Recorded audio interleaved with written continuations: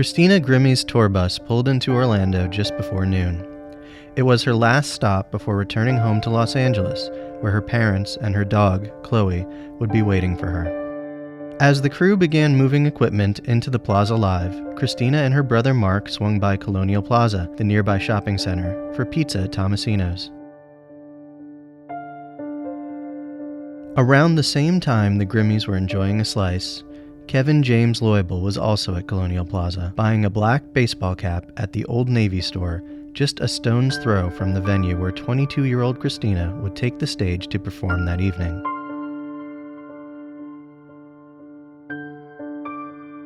Loibl came into town the day before, paying a cab driver $200 for the trip from his home in St. Petersburg to the Courtyard by Marriott on Magnolia Avenue near downtown Orlando. He checked in to room 643 around 1:30 p.m. on June 9th, then bought $16 worth of food from the hotel snack bar. 27-year-old Loibl paid $269 for one night and arrived with no luggage. Other than ordinary toiletries, he came with only what he would need to accomplish his grim purpose. His Nike drawstring backpack held 2 handguns and 3 boxes of bullets, 75 rounds. Loibl's interest in Christina, a vibrant young woman he shared some common interests with, like gaming and YouTube, had in the months leading to this point developed from fascination to obsession. It had led him to transform his appearance and to distance himself from his only friend. For a time, he said he aspired to be a popular YouTube personality like Christina and, perhaps, to attract her attention. You guys are the reason that I'm doing my thing out in LA and, singing, being a musician, and I really, really appreciate every ounce of your love and support. But now, inside room 643, as he strapped 2 nylon gun holsters to the inside back of his jeans and lashed a 5-inch hunting knife to his left ankle, it was clear that Loibl had left those romanticized fantasies behind. He didn't come to Orlando to meet Christina Grimmie. He came to kill her. There was a gunshot at the Plaza Live in Orlando. Christina got shot, Christina Grimmie. Are you okay, ma'am? Yeah, I'm just really scared. Okay, it's okay. Everybody with me is okay, but I don't know about everybody there. Okay. We have ambulances and officers on the way right now. From the Orlando Sentinel, this is Christina Grimmie, the murder of a rising star. In the coming weeks, we'll take you behind the police tape in one of Orlando's most shocking killings, which happened during perhaps the darkest weekend in the history of the City Beautiful. I'm Breaking News Editor Jeff Weiner. Episode 2, A Loner's Obsession.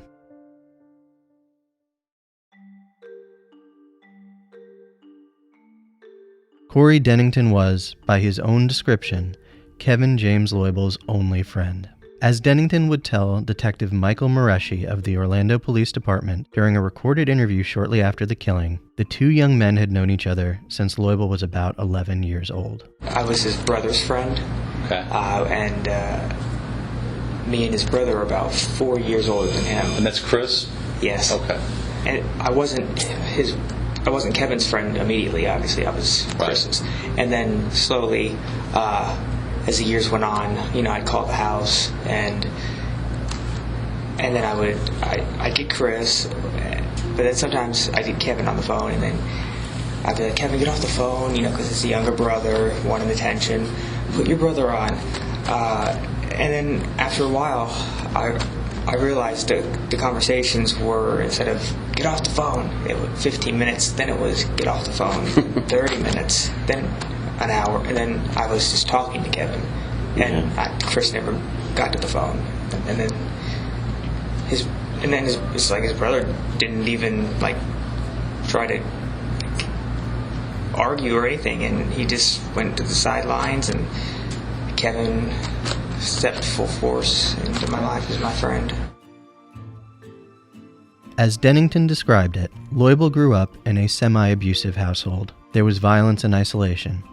The family was small and insular, and Leubel, already a socially awkward introvert, retreated even further into himself. He used to tell me that when he was younger, his mom, broke his brother's arm, Chris. I guess maybe shaking him too hard. Threw dishes at them, and I think one of the plates broke across on the wall and cut Kevin's arm. And then he used to say, my mom tried panning me, meaning a frying pan, and beat him with it. I don't know about Paul, his dad. That's just what he told me about his mom. Not a lot of family. I was surprised when he would say, I've got aunts that, live, in this city that I've never just spoke to.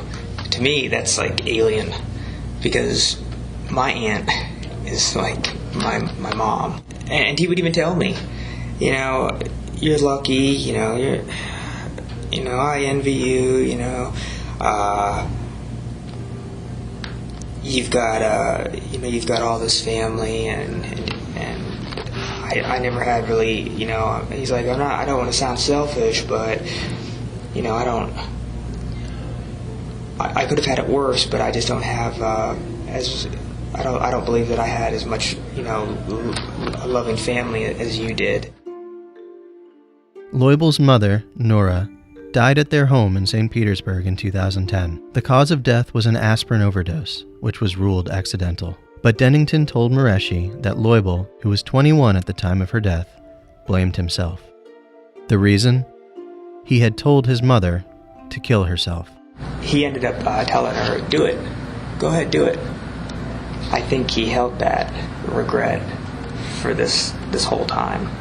And he just recently, within the last year, told me about that he encouraged her. After Nora Leubel's death, Kevin's father, Paul, began dating a new woman, which became a source of tension in the home. Police were called there 6 times in 2 years due to domestic disputes, often involving alcohol and violence. During one argument with his father's girlfriend, Kevin Leubel told police he went to his room to escape, slamming the door on the girlfriend's hand, injuring her wrist. He claimed he didn't know she had been following him. Kevin Leubel treated his bedroom as a sanctuary from the world. He covered the windows with aluminum foil and a comforter to block out light. Sometimes he wore earplugs. His father said he had an aversion to loud noises. He found an escape in gaming, including World of Warcraft, a multiplayer online role-playing game.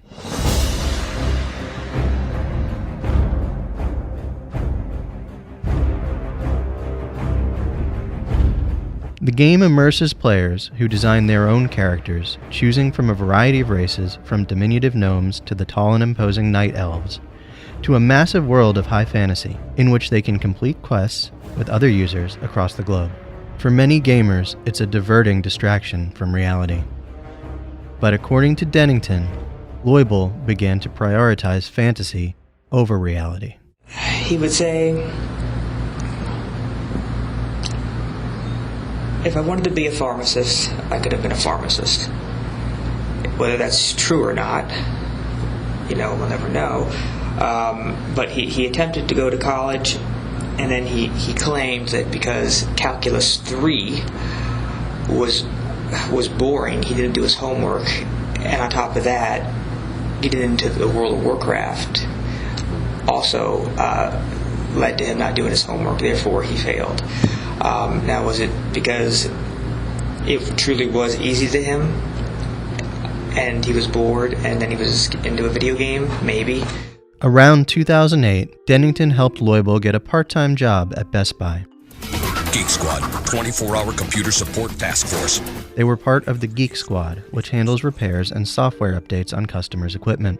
His supervisor, Luke Dahl, also spoke to police after the killing. Very socially awkward, very detached, didn't have social skills, had a difficult time, from what I understand, building relationships, maintaining friendships. He was always courteous and polite, just very quiet. I thought he was a good guy. According to Dahl, by June 2016, Leubel did most of his work in the back, where he wouldn't have to interact with customers. But inside his darkened room at home, Leubel was fixated on an imaginary relationship that was completely one-sided, with a young woman on his computer screen who he had never met.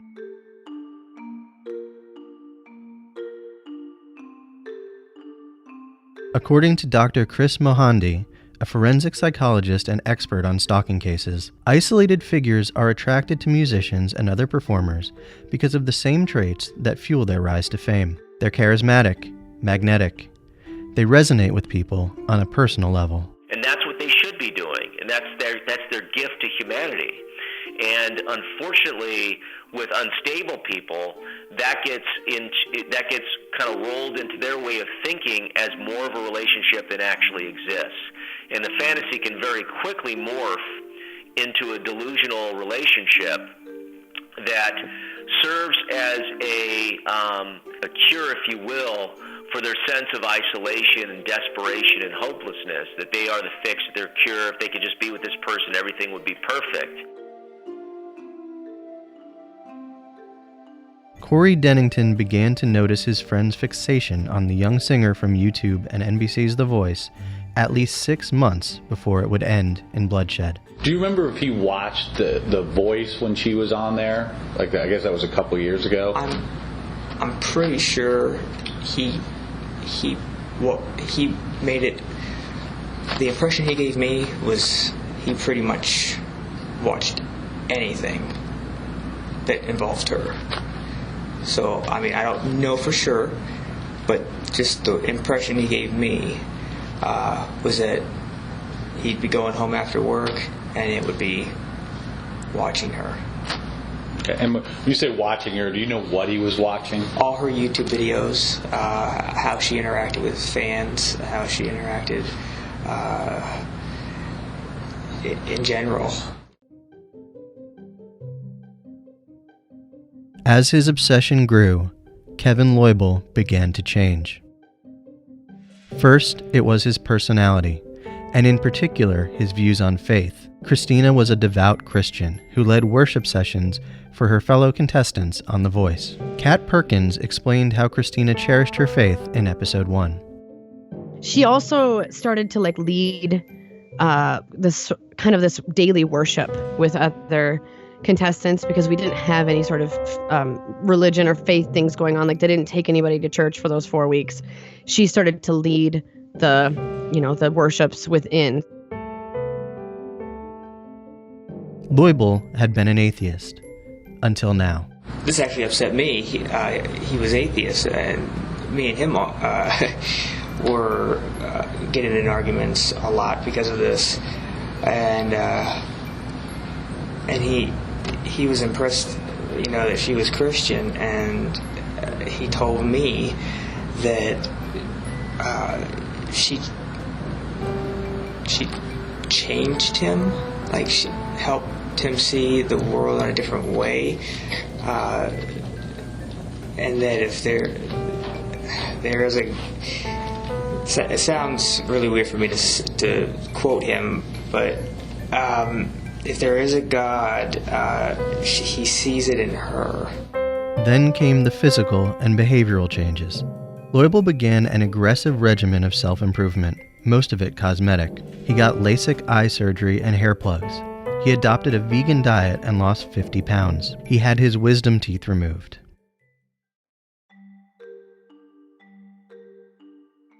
He wasn't making these changes for his self-esteem or to attract new friends. Rather, he said they were part of a plan to pursue a new dream, stardom as a YouTube streamer. His ultimate goal? To meet the girl whose videos he spent so many hours watching.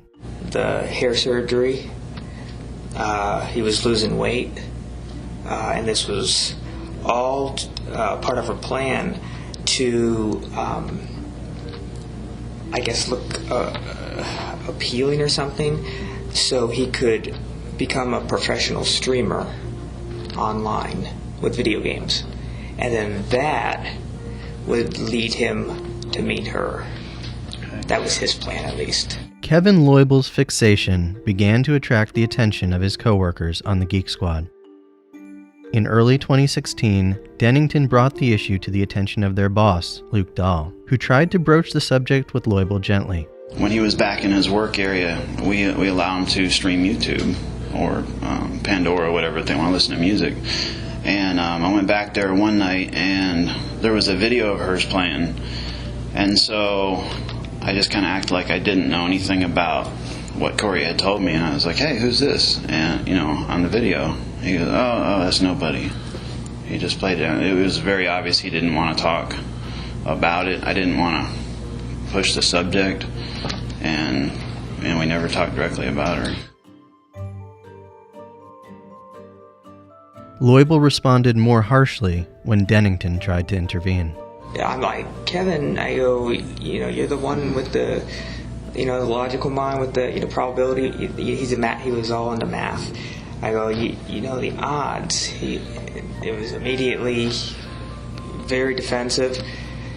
If you're not going to be supportive of me, then I just can't be your friend. Did he ever give you any insight as to what his plan was beyond that? Was he making like he was going to meet her and they were going to get married, or any kind of over-the-top statements like that?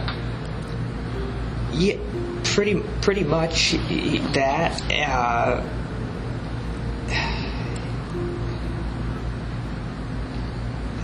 She was a soulmate. Mike Proctor, a retired detective and stalking expert, says Kevin Loibel was delusional, having become convinced he was pursuing a relationship with a complete stranger. We classify these people, too, as an erotic stalker. They feel that they have a relationship with the individual. We oftentimes see erotic stalkers when we're dealing with celebrities, because by watching them on video or on television, et cetera, they actually believe that they're having a relationship with this individual. But how does imagined love turn to violence?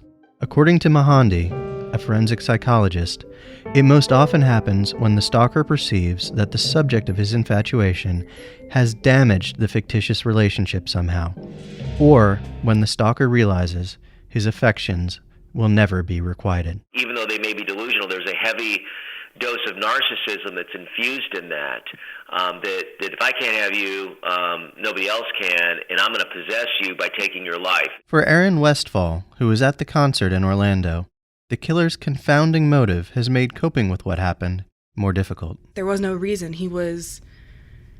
The reason she's dead is because he was mentally unstable, he felt entitled to her, and he had access to a gun.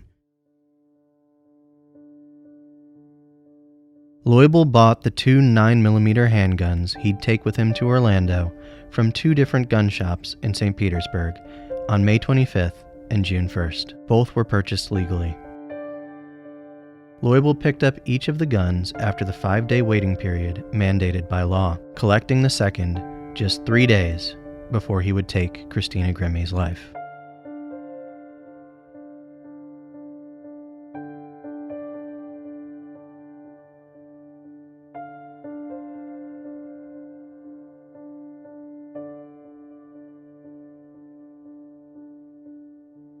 Mareshi and another detective traveled to St. Petersburg after Grimmie was killed to meet with Kevin Loibel's father, Paul, and his brother, Chris. His father said Kevin had never been diagnosed with mental illness, though he did, as his father phrased it, live like a hermit. Both his father and brother said they had never heard Kevin Loibel mention Christina Grimmie. Loibel's bedroom matched his father's description. The bed was a thin mattress on the floor. The walls were bare of pictures or mementos. On the dresser was a large television connected to a computer tower, as well as a flyer for a burial service which offered to spread the remains of the deceased around the base of a tree. A filing cabinet held the plastic case for a Glock handgun.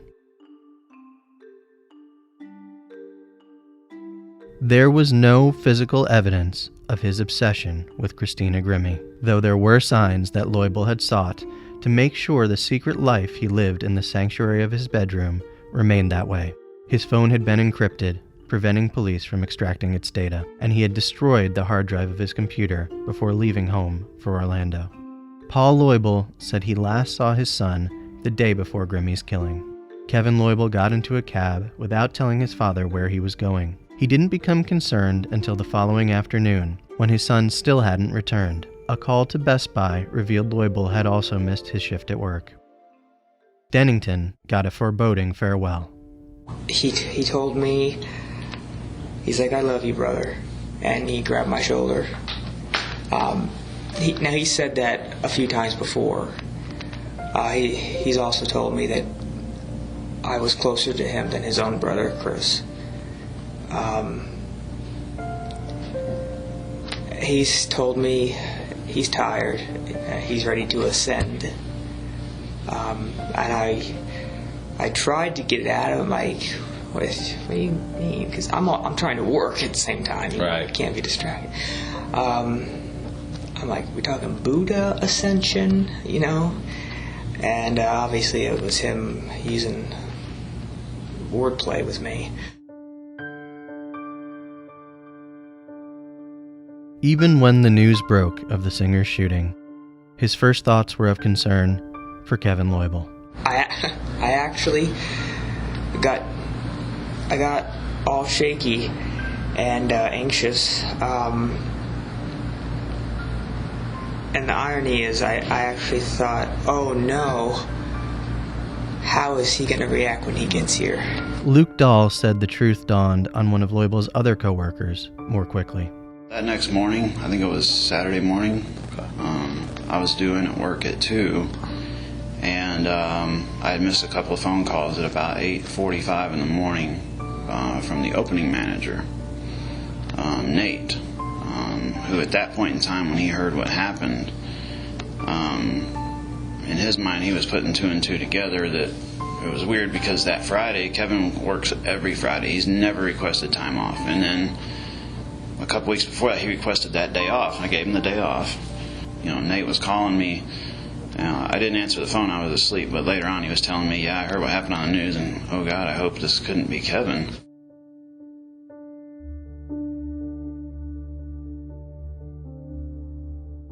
On the next episode of Christina Grimmie, The Murder of a Rising Star, a thrilling show at the Plaza Live ends in chaos and tragedy when Kevin James Leubel's dark obsession erupts into violence that claims the talented singer's life and shocks the nation. Some guy walks up, I just hear a shot, and I'm looking, more shots. I jump on the guy immediately, screaming at him, and he just throws me off like it's nothing. And I'm on the ground, I look up, and he pulls the trigger and kills himself.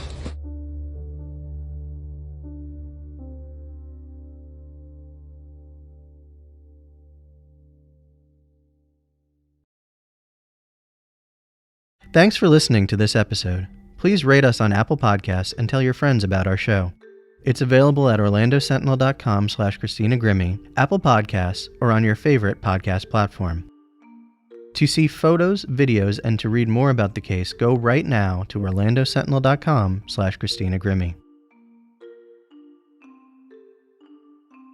Christina Grimmie, The Murder of a Rising Star, is written and reported by Kayla O'Brien, Wesley Alden, and your host, me, Jeff Weiner, and based in part on reporting by Crystal Hayes. Editing, sound engineering, and production by Kayla O'Brien and Wesley Alden. Executive producers are Lisa Cianci and Roger Simmons. Graphics by Rich Pope.